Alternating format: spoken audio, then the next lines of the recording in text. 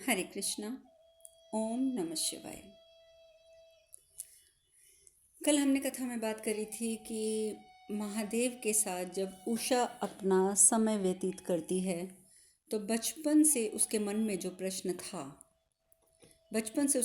प्रश्न था कि जब महादेव ने मेरे पिता को सहस्त्र भुजाओं का वरदान दिया तो उसके बाद मुझे उसकी गोद में डालकर उस जो वरदान दिया था उसे लगभग खत्म करने की सीमा पर लाकर खड़ा कर दिया। उसके पीछे कारण क्या था? और महादेव ने बहुत ही अच्छे ढंग से उसे समझाया था कि सिर्फ हर समय शक्तियों का प्रदर्शन करने के लिए शक्तियाँ नहीं होती हैं। जो भी व्यक्ति शक्तिशाली होता है उसका एकमात्र उद्देश्य होता है कि वो अपनी शक्तियों को संभाल कर रखता है तब तक के लिए जब तक कि उसे उन शक्तियों की आवश्यकता नहीं होती, और उन शक्तियों की आवश्यकता होती है या तो अपने शत्रु पर विजय प्राप्त करने के लिए या फिर सत्कर्म करने के लिए। तो इसीलिए तुम्हारे पिता ने भी वो शक्तियाँ संभाल के रखी हैं, वो शक्तियाँ उसके पास हैं और वो कभी भी काम आएंगी। वहीं दूसरी ओर ब्रह्मदेव भी महादेव से मिलते हैं और कहते हैं कि आपको नहीं लगता महादेव कि आप जो करने जा रहे हैं अर्थात जो भोज का आयोजन कर रहे हैं उससे एक नया घटनाक्रम चालू हो जाएगा। तो ये सब, और हम ये भी जानते हैं कि कल को बाणासुर इन शक्तियों का दुरुपयोग भी करेगा, तो उसके बाद आप इसे रोकने का प्रयास क्यों नहीं कर रहे हैं? महादेव कहते हैं यही तो दुविधा है, यही सबसे बड़ी दुविधा है कि जब तक व्यक्ति को वरदान मिल नहीं जाता वो उसे पाने के लिए निरंतर प्रयास करता रहता है, धर्म के कार्य करता रहता है उसको पाने के लिए। मतलब जितने भी अच्छे से अच्छे कार्य होते हैं वो सारे कार्य करता है, स्वयं को सदैव समर्पित रखता है, उच्च आचरण प्रस्तुत करता है, परंतु जैसे ही वरदान प्राप्त हो जाता है तो वो उन्मुक्त हो जाता है। वो उन्मुक्त हो जाता है, यही सभी ने किया है आज तक, क्योंकि जब भी वरदान प्राप्त होता है किसी को उस व्यक्ति का नियंत्रण स्वयं के ऊपर नहीं रहता, वो भ्रमित हो जाता है, उन्मुक्त हो जाता है, और जिन शक्तियों से वो संसार का उद्धार करने का निमित्त बन सकता है, संसार की सेवा कर सकता है, उन्हीं शक्तियों को वो संसार के शोषण का माध्यम बना लेता है। उन्हीं शक्तियों से वो फिर संसार का शोषण करता है, संसार में स्वयं का आधिपत्य स्थापित करने का प्रयास करता रहता है। वो भूल जाता है ब्रह्मदेव, वो भूल जाता है कि संसार में उसकी उपस्थिति तो नगण्य है, सदा के लिए तो कोई भी नहीं आया है। वो अपनी उपस्थिति की नगण्यता को भूलकर अपना अस्तित्व स्थापित करने के लिए, अपना आधिपत्य स्थापित करने के लिए निरंतर प्रयास करता है। ब्रह्मदेव कहते हैं महादेव बाणासुर जो भी करे परिणाम स्वरूप उसका सामना नारायण से तो होगा ही, और सभी के लिए दुविधा और आपसी द्वंद्व की स्थिति उत्पन्न हो जाएगी, सबके लिए। इसीलिए मैं आपको रोकने के लिए कह रहा हूँ महादेव। परंतु महादेव कहते हैं कि मैं उसे विकल्प अवश्य दूंगा ब्रह्मदेव, मैं उसे विकल्प अवश्य दूंगा, किंतु वो किस मार्ग का चयन करता है ये निर्णय तो केवल और केवल उसी का होगा। बार बार महादेव हमें यही बात समझा रहे हैं, यही एक बात समझा रहे हैं कि विकल्प हमारे समक्ष आते ही आते हैं, अच्छा विकल्प भी बुरा विकल्प भी, चयन हम अपनी स्वतंत्र इच्छा के तहत करते हैं। भगवान कभी भी हमारी स्वतंत्र इच्छा में हस्तक्षेप नहीं करते हैं, और यदि हम अपनी स्वतंत्र इच्छा से चयन गलत कर लेते हैं तो वही हमारी नियति बनता है। अगर हम अच्छा चयन करते हैं तो भी वही हमारी नियति बनेगा, गलत चयन करेंगे तो भी वही हमारी नियति बनेगा। अर्थात हमारी नियति जो निर्धारित होती है वो होती है विकल्पों के चयन से। और यही महादेव ने कहा कि ये निर्णय तो बाणासुर का होगा कि वो किस मार्ग का चयन करेगा, मैं तो उसके समक्ष मार्ग रखूंगा, नया विकल्प रखूंगा।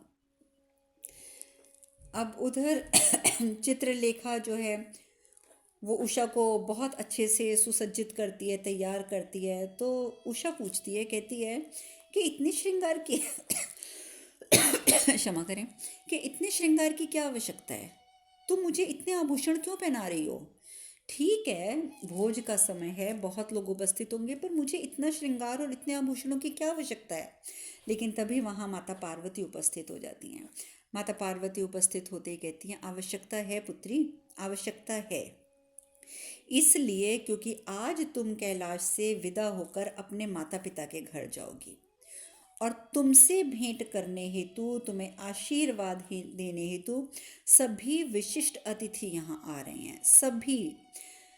तो उषा कहती है कि जगत माता, आप तो मुझे इतने वर्षों से देख रही हैं, मुझ में ऐसा कौन सा गुण है जो आपको प्रसन्न करता है?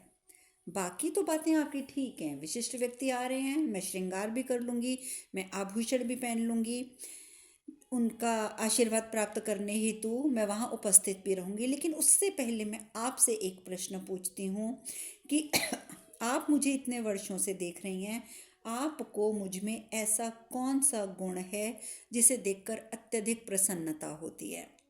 माता पार्वती कहती हैं माता पार्वती कहती हैं, तुम्हारा दृढ़ संकल्प, तुम्हारा दृढ़ संकल्प। क्योंकि मैंने सदैव देखा है पुत्री कि तुम जो चाहती हो उसे पाकर रहती हो, तो मुझे तुम्हारा सबसे अच्छा गुण दृढ़ दृढ़ संकल्प का लगता है। उषा कहती है, अच्छा, दृढ़ संकल्प अर्थात वैसा ही ना जैसे महादेव को पाने के लिए आपने संकल्प लिया था तो उसे पूरा किया था। आपने जब संकल्प ले लिया था, आपको कितनी तपस्या करनी पड़ी, कितनी तपस्या करनी पड़ी, परंतु आपने हार नहीं मानी। आपका ये दृढ़ संकल्प ही तो था ना माता कि आपने महादेव को प्राप्त किया। माता पार्वती कहती हैं कि प्रेम में पाना नहीं, स्वयं को खो देना, स्वयं को समर्पित कर देना ही महत्वपूर्ण होता है। क्योंकि मैं महादेव से प्रेम करती हूँ और इसीलिए मैं तुम्हें समझा रही हूँ पुत्री कि प्रेम में पाना जो है वो महत्वपूर्ण नहीं होता, स्वयं को खोना, स्वयं को समर्पित करना, यही सबसे महत्वपूर्ण होता है। उषा कहती है, किंतु मुझे ये समझ नहीं आता माता कि कोई किसी के लिए स्वयं को कैसे समर्पित कर देता है, अपने आप को कैसे खो सकता है कोई भी व्यक्ति? माता पार्वती कहती हैं, देखो उषा, जहाँ प्रेम होता है वहाँ प्रश्न नहीं होता, और जहाँ प्रश्न होता है वहाँ प्रेम नहीं होता। इसलिए अभी तुम श्रृंगार करो, अपना श्रृंगार पूर्ण करो, अतिथियों का आगमन आरंभ हो चुका है। तब तक वहाँ पर सप्तऋषि भी आ जाते हैं, कार्तिकेय जो हैं, उषा भी तब तक तैयार होकर बाहर आ जाती हैं। जैसे जैसे अतिथियों का आगमन होता है वैसे वैसे कार्तिकेय जी सबका परिचय करवाते हैं। क्योंकि देखिए, उषा जब बहुत छोटी थी तब वो उसका संसार सिर्फ उसके माता और पिता थे, वो अपने महल से बाहर कभी नहीं गई। और उसके बाद जब वो कैलाश आ गई, जब माता पार्वती उनकी गुरु बन गई, तो उसके बाद उसका संसार सिर्फ कैलाश था। यानी कि कैलाश पे महादेव, माता पार्वती, कार्तिकेय जी, गणेश जी, नंदी जी और प्रेतगण, इसके सिवा वो कभी किसी से मिली नहीं थी। इसीलिए कार्तिकेय जी आज सबसे परिचय करवाते हैं। जब सप्तऋषि आते हैं तो कार्तिकेय जी कहते हैं कि ये सप्तऋषि हैं, विनम्रता और संयम इनकी पहचान है। जितनी विनम्रता, जितना संयम इनमें है उतना किसी में कभी नहीं हो सकता। तब तक देवता आ जाते हैं, इंद्रदेव और बाकी सभी देवतागण। कार्तिकेय जी उनको बताते हैं कि ये है देवताओं के राजा इंद्रदेव, यानी कि स्वर्ग लोक के स्वामी। और इनके पास उषा एक इतना शक्तिशाली अस्त्र है, उसका नाम है वज्र। और वो वज्र इतना शक्तिशाली अस्त्र है कि जिसका सामना करना किसी के लिए भी संभव नहीं है। फिर वो उनको दिखाते हैं देवगुरु बृहस्पति, फिर बताते हैं कि ये देवगुरु बृहस्पति हैं, ये देवराज का और समस्त देवताओं का मार्गदर्शन करते हैं। तब तक परशुराम जी उपस्थित हो जाते हैं। कार्तिकेय जी बताते हैं कि अपराजय योद्धा, अपराजय योद्धा नारायण के अंश अवतार परशुराम जी, जिस प्रकार युद्ध कला में तुमने माँ से प्रशिक्षण प्राप्त किया है ना उषा, उसी प्रकार से भगवान परशुराम ने पिताजी से प्रशिक्षण प्राप्त किया है। उसके बाद वहाँ पर पधारते हैं यमराज जी। कार्तिकेय जी बताते हैं ये हैं मृत्यु के देवता यमराज। उषा उन सब को देखकर इतनी प्रभावित होती है, इतनी प्रभावित होती है, कहती है मैंने तो कभी कल्पना भी नहीं करी थी कि इतने महान पुरुषों के दर्शन कर पाऊंगी मैं।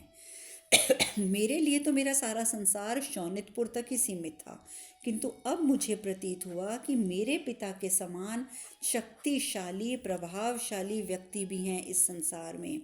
बहुत से ऐसे व्यक्ति हैं। अभी ये बात उषा कह ही रही होती हैं कि तब तक यदुवंशी बलराम का आगमन हो जाता है। कार्तिकेय जी बताते हैं ये हैं यदुवंशी बलराम जी, शेषनाग के अवतार हैं, ये शेषनाग के अवतार। युद्ध में इनकी गदा और हल का सामना करना किसी के लिए भी संभव नहीं है, किसी के लिए भी नहीं। तभी तक उसी समय माता पार्वती आती हैं, आके बलराम जी का स्वागत करती हैं और सीधा वही प्रश्न करती हैं, आप अकेले पधारे हैं, अनुज कहाँ हैं? आप समझ गए कि मैं अनुज की बात कर रही हूँ, अर्थात भगवान श्री कृष्ण की बात कर रही हूँ। बलराम कहते हैं, माधव के मन की माधव जाने। मैं तो स्वयं ही नहीं समझ पाया हूँ कि वो कहता क्या है और करता क्या है, मैं कुछ नहीं जानता उसके बारे में। तब तक वहाँ पे बाणासुर और बाणी का भी आगमन हो जाता है। और जैसे ही वहाँ पे बाणासुर आता है तो सबसे पहले महादेव को प्रणाम करके कहता है कि प्रभु, मैं कैसे आभार प्रकट करूं कि आपने मेरी पुत्री को और उसकी सखी चित्रलेखा को इतने वर्षों यहाँ आश्रय दिया। माता पार्वती ने उसे स्वयं शिक्षित किया, किंतु अब दोनों अपनी शिक्षा पूर्ण कर चुकी हैं, उनका वापस जाने का समय आ गया है। तो आज मैं अपनी पुत्री को अपने साथ ले जाऊं, इसी बात की मैं आपसे अनुमति चाहता हूँ। महादेव कहते हैं, अवश्य बाणासुर, अवश्य।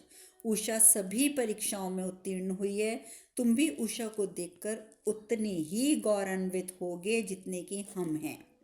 और बाणासुर जो है उसके बाद सबको हाथ जोड़ जोड़ कर नमन करते हैं, सप्तऋषियों को, इंद्रदेव को और सभी अन्य देवताओं को।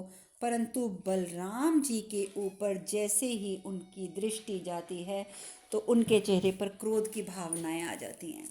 आप जानते हैं कि अभी कुछ समय से बाणासुर ने शांति रखी हुई थी, परंतु यदुवंशियों की तरफ से बार बार आक्रमण हो रहा था।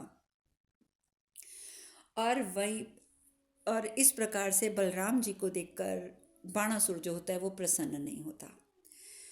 अब इतने महानुभावों से मिलने के बाद जो उषा होती है वो चित्रलेखा को बोलती है, चित्रलेखा, मेरे लिए गणेश ने और कार्तिकेय भैया ने इतना बड़े भोज का आयोजन किया, इतने प्रभावशाली, इतने विशिष्ट व्यक्तियों को बुलाया, और मैंने क्या किया उन दोनों के लिए? मैंने तो उनको ना कुछ दिया, ना कोई भेंट दी, ना मैं उनका कैसे शुक्रिया अदा करूँगी, मैं उनको कैसे धन्यवाद दूँ?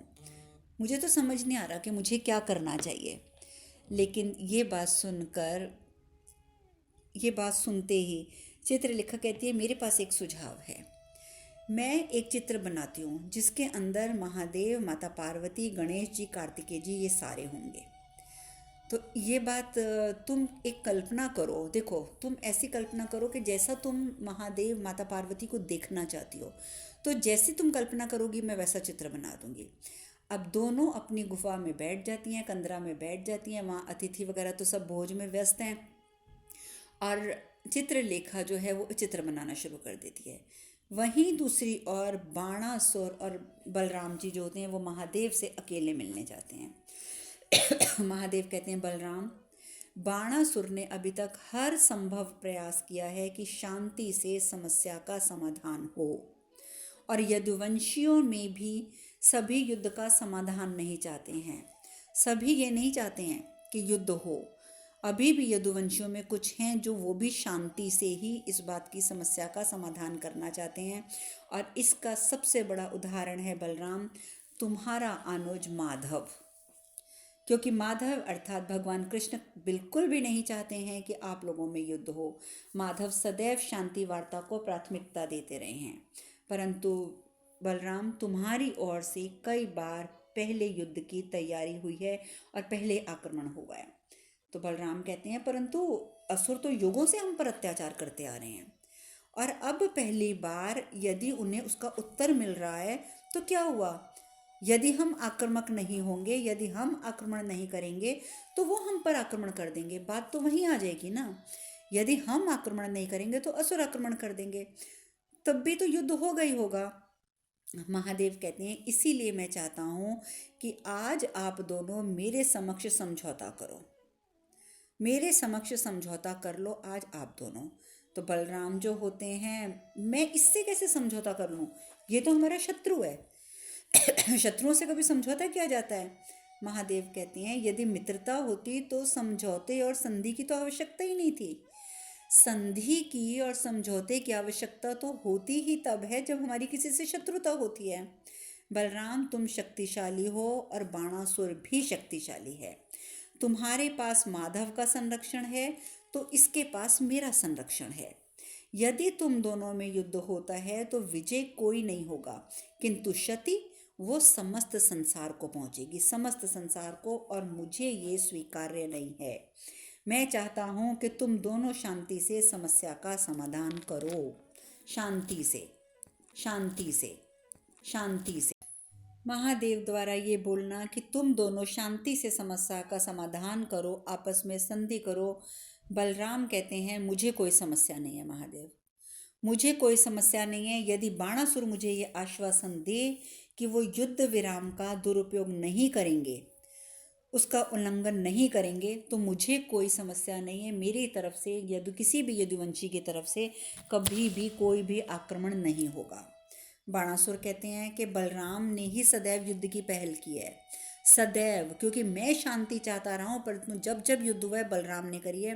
परंतु फिर भी यदि बलराम चाहते हैं तो मैं आपके समक्ष उनको आश्वस्त करता हूँ महादेव कि मैं कभी युद्ध की पहल नहीं करूँगा, सदैव शांति बनाए रखूँगा।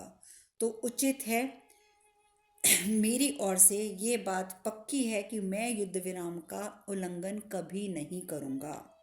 जब बलराम ये बात सुनते हैं तो वो कह देते हैं ठीक है, यदि बाणासुर ये बात कह रहा है तो मेरी ओर से भी युद्ध कभी नहीं होगा महादेव, मैं भी कभी पहल नहीं करूँगा, मेरी ओर से कभी पहल नहीं होगी, ये मैं आपको वचन देता हूँ महादेव।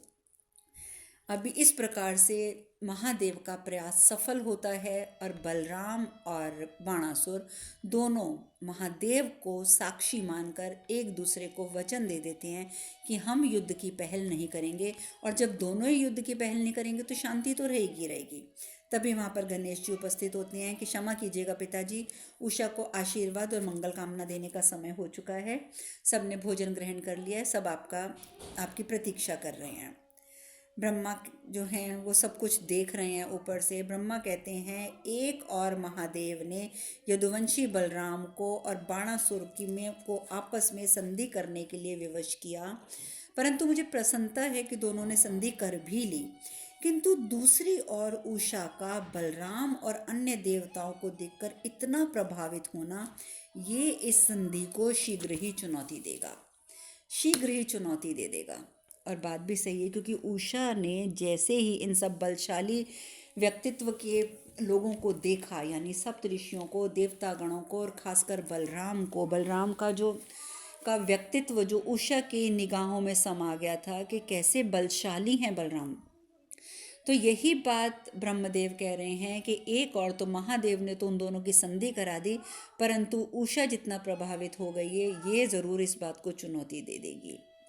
और वहीं उषा और चित्रलेखा जो हैं वो अपना हाथ में चित्र लेकर वहाँ पर सबके बीच में उपस्थित होती हैं, प्रस्थान की तैयारी करती हैं, गणेश जी से मिलती हैं, कार्तिकेय जी से, नंदी जी से, सबसे मिलने के लिए सब वहाँ के वहाँ इकट्ठे होकर खड़े हो जाते हैं।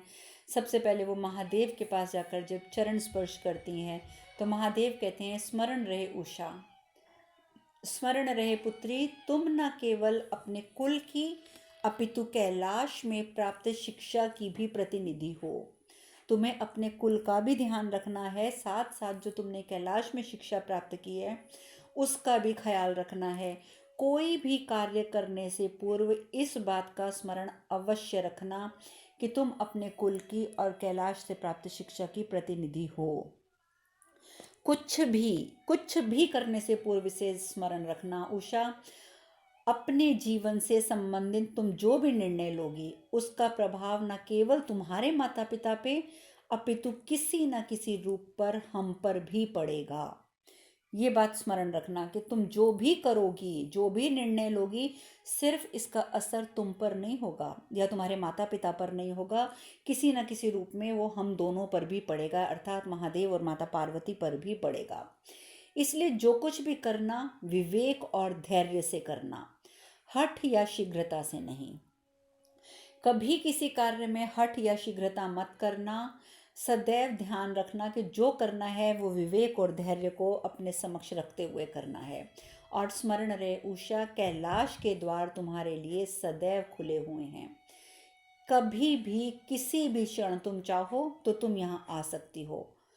मैं और पार्वती, गणेश और कार्तिकेय, हम सभी तुमसे मिलने हेतु सदैव तत्पर रहेंगे।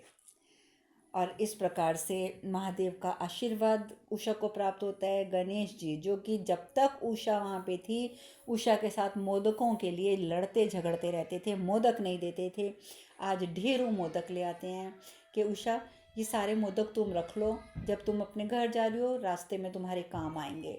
देख लो, सारे दे रहा हूँ तुम्हें मैं, सारे, एक भी नहीं रखा आज मैंने अपने लिए, एक भी नहीं रखा, अब तो प्रसन्न होना। और इतने प्यार से वो मोदक देते हैं और उषा को अपने हृदय से लगा लेते हैं। और गणेश जी भी आश्वस्त करते हैं कि उषा, जब भी तुम्हें मेरी आवश्यकता हो, जब भी, सिर्फ मुझे स्मरण कर लेना, मैं अवश्य वहाँ पहुँच जाऊँगा।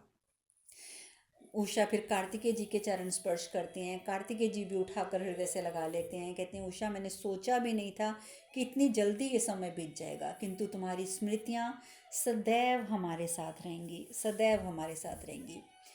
उषा कहती है, आपको क्या भेंट दूँ? मेरे पास भेंट देने के लिए ऐसा कुछ नहीं है, परंतु चित्रलेखा ने कुछ बनाया है और हम दोनों की तरफ से ये भेंट आप स्वीकार करें। और फिर वो चित्र वो गणेश जी को और कार्तिकेय जी को देती है। इतना सुंदर चित्र होता है, माता पार्वती, गणेश जी, कार्तिकेय जी और महादेव इकट्ठे बैठे हुए हैं। इतना सुंदर चित्र होता है, जबकि जब ये चित्र बनाया था चित्रलेखा ने, तब भी उसने पूछा उषा ने कि तुमने ऐसा चित्र कैसे बना लिया जैसे विचार मेरे मन में थे, क्योंकि मैं इसी तरीके के चित्र के बारे में सोच रही थी और तुमने बिल्कुल वही बना दिया। तब चित्रलेखा ने कहा था कि उषा, मुझे लगता है कि माता पार्वती ने जो मुझे आशीर्वाद दिया था वो सफल हो गया है। अब मैं तुम्हारे हृदय की, तुम्हारे मन के अंदर चलने वाले विचारों को पढ़कर उसको चित्रित कर सकती हूँ।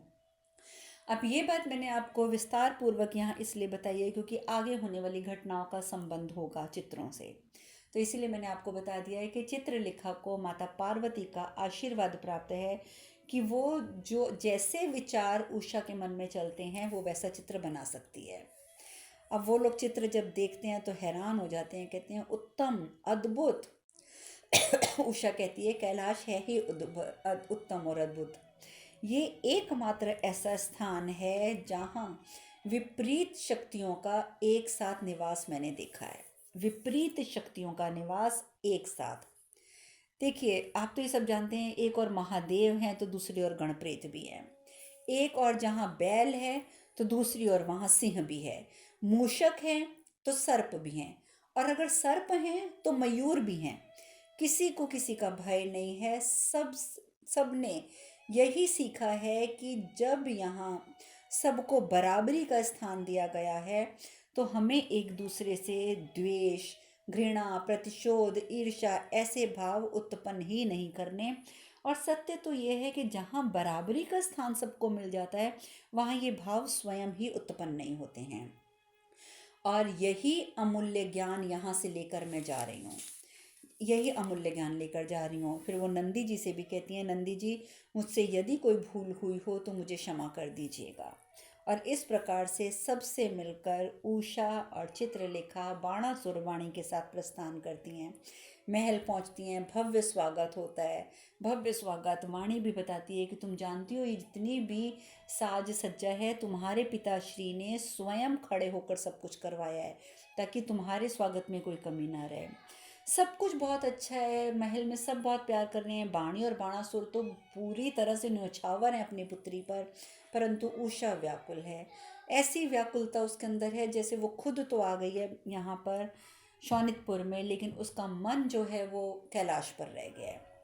वहाँ गणेश जी भी बहुत व्याकुल होते हैं, उनको उषा की बहुत याद आती है, क्योंकि उषा और गणेश जी का जो संबंध था वो तो ऐसा ही हो गया था कि बात बात पे दोनों झगड़ा भी करते थे और अत्यधिक दोनों में प्रेम भी था। महादेव कहते हैं कि तुम ऐसा मुंह लटका कर क्यों बैठे हो, इतने व्याकुल क्यों हो रहे हो गणेश?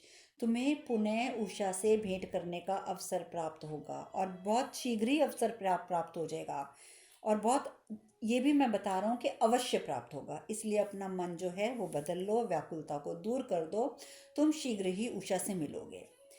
उधर उषा अपने कक्ष में जाकर बैठ जाती है। जब उषा थोड़ी विचलित होती है तो माता पूछती है कि तुम ऐसी विचलित क्यों हो रही हो। तो उषा कहती है शायद मैं बहुत ज़्यादा थक गई हूँ, मैं अपने कक्ष में आराम करना चाहती हूँ। परंतु कक्ष में वो आराम क्या करना चाहती है, कक्ष में पहुंचकर उषा को देवता, ऋषिगण, बलराम जी, परशुराम जी, बस यही सब कुछ नज़र आता रहता है, यही सब कुछ, क्योंकि वो इतना ज़्यादा प्रभावित हो गई है उन सब से कि अब वही नज़र आता जा रहा है। वाणी जो है वो भोजन लेके कक्ष में आ जाती है, कहती है कि तुम कक्ष में ही भोजन कर लो, तुम थक गई हो तो।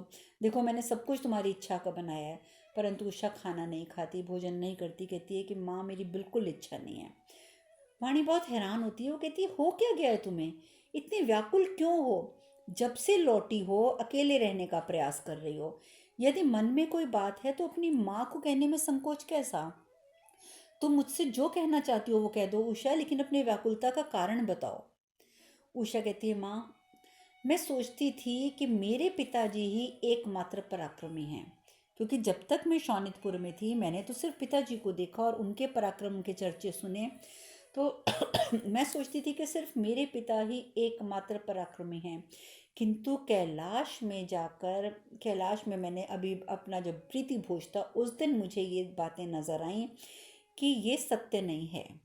एकमात्र मेरे पिताजी ही शक्तिशाली नहीं हैं, बल्कि संसार में कितने ही पराक्रमी हैं जिनसे मैं अनभिज्ञ थी माँ। मैं पूर्णतः अनभिज्ञ थी और कदाचित अभी भी अनभिज्ञ ही हूँ, क्योंकि उनकी उपलब्धियाँ, उनकी शक्तियों का वर्णन सुनकर मुझे उनकी सिर्फ महानता ज्ञात हुई है। परंतु मैंने मेरा कभी उनसे वास्ता नहीं पड़ा, इसीलिए मैं अभी पूर्ण रूप से ये नहीं कह सकती कि मैं सब कुछ जान गई हूँ। सप्त ऋषि, उनका ज्ञान, उनकी विद्वता, उनका संयम, सब कुछ माँ अतुलनीय है, अतुलनीय। उनका तो किसी से कोई मुकाबला हो ही नहीं सकता। और फिर समस्त देवों के राजा इंद्र, जिनके वज्र का सामना करना किसी के लिए भी संभव ही नहीं है। फिर देवगुरु बृहस्पति माँ, जो देवताओं के राजा का और देवताओं का मार्गदर्शन करते हैं। और परशुराम, परशुराम माँ जो नारायण के अवतार हैं। और यदुवंशी बलराम, जिनके आगमन पर सबकी दृष्टि सिर्फ उन्हीं पर ही रुकी हुई थी। जानती हो माँ, उनकी हल और गदा, जब वो युद्ध क्षेत्र में होते हैं तो युद्ध क्षेत्र में उनकी हल और गदा का कोई सामना नहीं कर पाता, कोई भी नहीं। और माँ, मैंने यमराज सहित न जाने कितने ही प्रभावशाली व्यक्तियों को देखा और मुझे ये आभास हुआ कि ये संसार तो प्रभावशाली और शक्तिशाली व्यक्तियों से भरा पड़ा है। मैं तो सोचती थी कि मेरे पिता के सिवा कोई शक्तिशाली है ही नहीं है। और मेरे मन में सदैव ये बात रही कि एक तो शक्तिशाली महादेव हैं, और यदि महादेव के बाद कोई शक्तिशाली है तो वो मेरे पिता। और वास्तविकता से मैं कितनी दूर थी ना माँ, मैं कितनी दूर थी वास्तविकता से। वाणी कहती है उषा, अन्य किसी की भी प्रशंसा करो, पर तुम्हें ज्ञात है कि बलराम कौन है। तो उषा कहती है हाँ माँ, मैं जानती हूँ वो शेषनाग के अवतार हैं। तभी तो वो इतने शक्तिशाली हैं। कितनी आकर्षक छवि थी माँ उनकी, देखी थी आपने। वाणी कहती है उषा, यदुवंशी हैं वो, यदुवंशी। और यदुवंशी असुरों के शत्रु हैं। तुम किसकी बात कर रही हो, तुम शत्रुओं की तारीफ कर रही हो, उनकी प्रशंसा कर रही हो। उषा कहती हो तो क्या हुआ माँ, क्या यदुवंशी होने से उनकी उपलब्धियां उतनी, या उनकी विशेषताएं, क्या उनका महत्व कम हो जाता है। यदि वो यदुवंशी हैं तो क्या उनकी उपलब्धियां और उनकी विशेषताओं का कोई महत्व नहीं है। यदि शत्रुओं के गुणों को हम स्वीकार ना करें तो उससे क्या होगा, क्या सत्य असत्य में परिवर्तित हो जाएगा। यदि हम ये स्वीकार ना करें कि बलराम अत्यंत शक्तिशाली हैं तो क्या होगा, ऐसा होगा कि वो बात सत्य से असत्य हो जाएगी, यानी कि वो कमज़ोर हो जाएंगे। माँ, बलराम शक्तिशाली हैं, पराक्रमी हैं तो हैं। और माँ, अभी वो आगे कुछ बोलने के लिए मुड़ती है, अपनी माँ की ओर देखती है तो पीछे मुड़ती है तो पीछे बाणासुर खड़े हुए सब कुछ सुन रहे होते हैं। बाणासुर ने एक एक बात सुन ली। उषा एकदम घबरा जाती है, पिताजी मैं तो माँ से। पर बाणासुर उसी समय उसे चुप होने का इशारा कर देते हैं, उषा को इशारा करके शांत करा देते हैं, बिल्कुल चुप करा देते हैं। अब आगे की चर्चा हम कल करेंगे। आज हम कथा में यहीं विश्राम लेंगे। हरे कृष्ण कृष्ण कृष्ण हरे हरे, हरे राम राम राम हरे हरे। आप सब खुश रहें, सुखी रहें, स्वस्थ रहें। हरे कृष्णा। ओम नमः शिवाय, ओम नमः शिवाय, ओम नमः शिवाय, ओम नमः शिवाय, ओम नमः